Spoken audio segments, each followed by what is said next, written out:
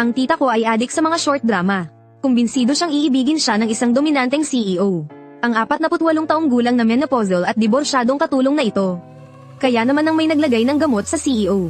Gusto niyang siya ang maging lunas dito. Pinigilan ko siya ng husto.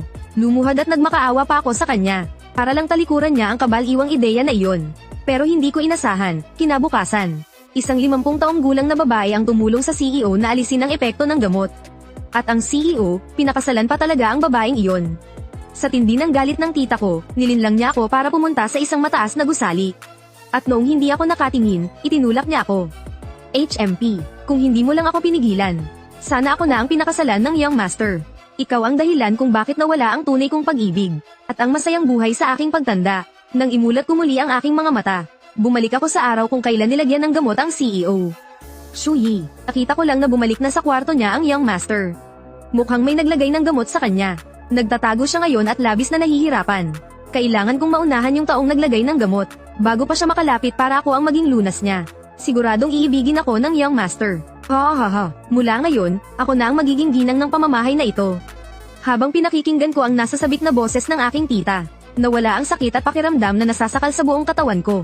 Ang malabo kong paningin ay napako sa mamantikang mukha ng aking tita.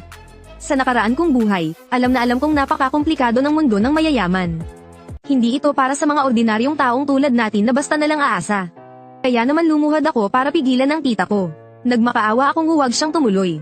Pero hindi ko inasahan na hindi niya lang naintindihan ang mabuti kong hangarin, kundi ako pa ang kanyang ipinahamak. Sa buhay na ito, pagbibigyan ko siya sa kanyang pangarap na maging mayaman. Anong klaseng tingin yan? Hindi mo naman siguro ako pipigilan, di ba? Nakangiti kong sinabi, sige po, tita ituloy niyo yan. Habulin mo na ang tunay mong pag-ibig at ang masaya mong pagtanda. Hinding-hindi ka pipigilan ng pamangkin mo. Hehe, tunay kang ang mabuting pamangkin ng tita mo. Pinanood ko siyang pumasok sa kwarto ni Fusin Ian. Sinaktohan ko ang oras, at tumakbo ako pababa sa handaan para magsumbong at umiyak kay Ginang Fu. Ginang Fu, Ginang Fu. Nawawala po si tita. Sobra po akong nag-aalala sa kanya. Nagulat ang mga bisita sa paligid dahil sa pag-iyak ko. May nakakita po ba sa tita ko? Mas maliit po siya sa akin ng isang ulo. Yung katulong na nasa mga 40 anyos pinandilitan ako ni Ginang Fu. Tinaman ako ng tingin ni Ginang Fu. Bamulong siya sa mayordomo. HMP, inalagaan pa kasi. Sakit lang talaga sa ulo ang matandang yaya na yan, sige na, tulungan mo na siyang maghanap. Sumama ang mga bisita sa akin at sa mayordomo sa paghahanap. Hinalugog na namin ang lahat ng lugar pero hindi siya makita. Sa huli, napadpad ang lahat sa labas ng pinto ng kwarto ni Fusin Ian. Ang marinig sa kwarto, ang mga tunog na talagang nakakapamula ng mukha. Naging kakaiba ang ekspresyon ng bawat isa. Pinandilitan ako ni Ginang Fu. Sabi niya, baka may nagkamali lang ng pasok na kwarto. Paanong